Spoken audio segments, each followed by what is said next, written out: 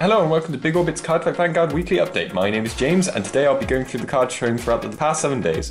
Nova Grappler have a new PG with Extreme Battler Baryon. He can protect a Victor unit, and at the end of the battle that he defends, you can counterblast 1 to draw 1. It's a simple skill, but the draw does help Novas a lot. And the countercharge from Lady Cyclone doesn't matter too much for new Victor decks, as they are getting a lot better at resource management. Dr. Angstrom is a new grade 3 for Novas, who seems to be a villain counterpart to Mr. Invincible. His first skill is Auto Vanguard Circle, Rearguard Circle once per turn, Generation Break 1, Counterblast 1 and choose 3 cards from your hand and discard them. When this unit's attack hits a Vanguard, you may pay the cost. If you do, stand all of your rearguards. Dropping 3 cards is quite a heavy cost, but works well alongside the new Victor Stride. He also Rush, Auto, Vanguard Circle, Rearguard Circle once per turn, Generation Break 1. When this unit stands due to the effect from one of your cards, the unit gets plus 5000 power until the end of the turn. Unfortunately, only a once per turn, but does give you a 16k attacker, which will help a lot for letting that attack hit and then getting your on-hit skill.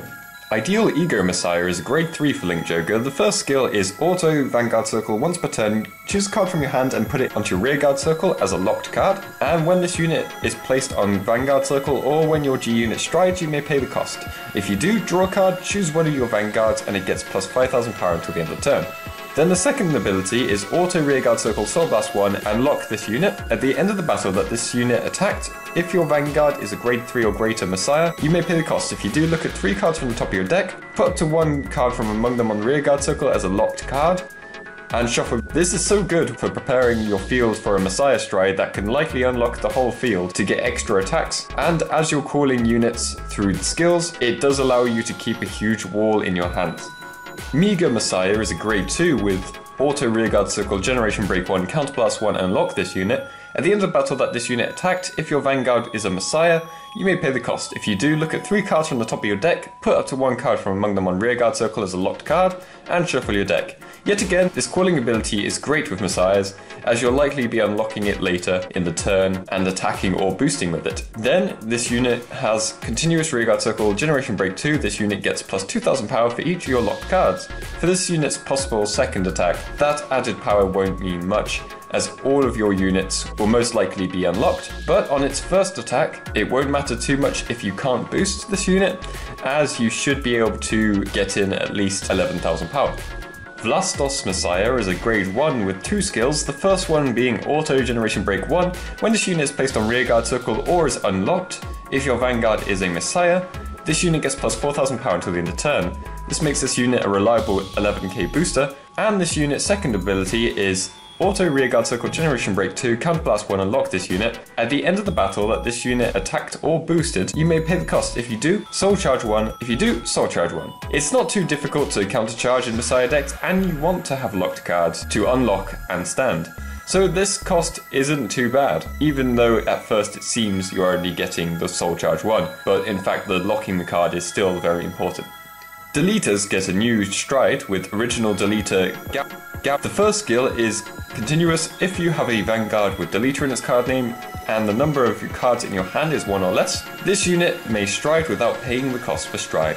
As Deleters don't really have draw abilities, this is a great way to prevent them from just losing when already at a disadvantage.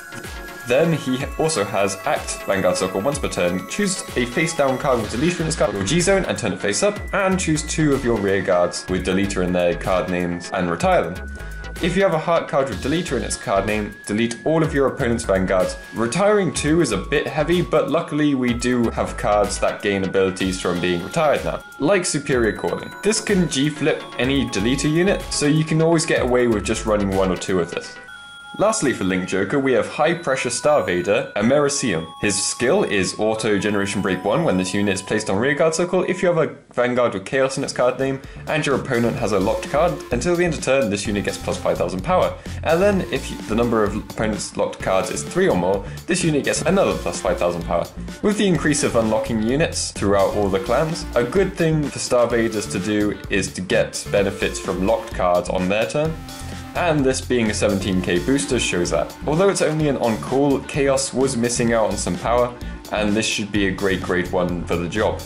For Dimension Police, we have Great Galactic Beast Seal. Zeal has come back as a G-Guardian this time. The skill is Auto Soul Blast 1. When this unit is placed on Guardian Circle, you may pay the cost. If you do, choose one of your opponent's units. It loses 5,000 power until the end of the battle. If the number of cards in your damage zone is greater than or equal to the number of cards in your opponent's damage zone, you may Counter Blast 1. If you do that, choose one of your Vanguards and it gains plus 5,000 power until the end of turn. Being able to minus any of the unit's power is a very nice touch, and gaining the plus 5,000 means that you can very likely prevent one of the columns from having any chance of hitting you. Super Dimensional Robo Die Nexus is a grade 3.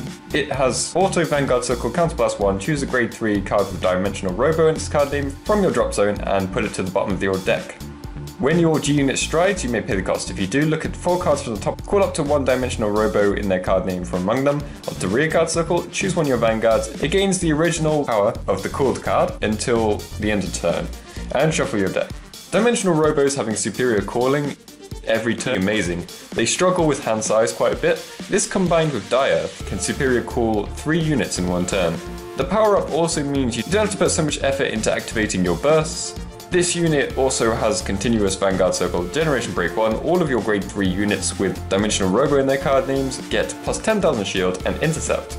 You'll mostly be running more grade 3s in Dimensional Robos than most other decks, likely around 10 to 12, so being able to turn them into strong interceptors is really great, and with that unit's first skill, you can put them back into the deck.